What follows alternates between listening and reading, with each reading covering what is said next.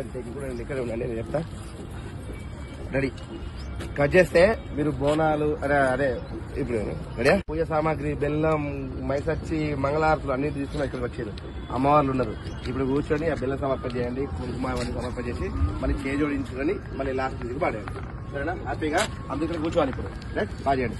ఇప్పుడు కూర్చోన్నా కట్ చేస్తే నువ్వు మేడారంలో ఉన్నావు. వీళ్ళందరూ భక్తులు అమ్మవారిని చూడడానికి వచ్చిండ్రు. సో వీళ్ళ భవిష్యత్తు ఏందో తెలుసుకోవాలని చెప్పేసి ఆశగా ఉన్నారు.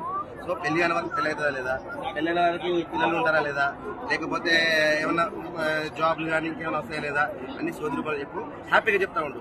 వాళ్ళకి ఏమైనా సమస్య ఉన్నట్టు చెప్పు. మళ్ళీ సమస్య పోవాలంటే వెయ్యి ఎత్తనం కట్టుకోవాలి, లేకుంటే వెయ్యి కట్టుకోవాలి, లేకుంటే ముడుపులు ఇవ్వాలి అని చెప్పేసి ఆ శైలి చెప్పేసి. సరేనా? బాగా చేయండి, బాగా చేయండి.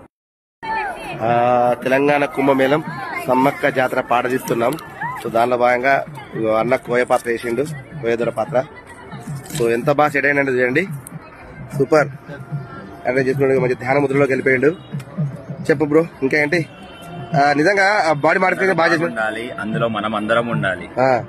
సో మంచి సందేశం ఇచ్చాడు, అందరు బాగుండాలి, అందులో మనం ఉండాలి.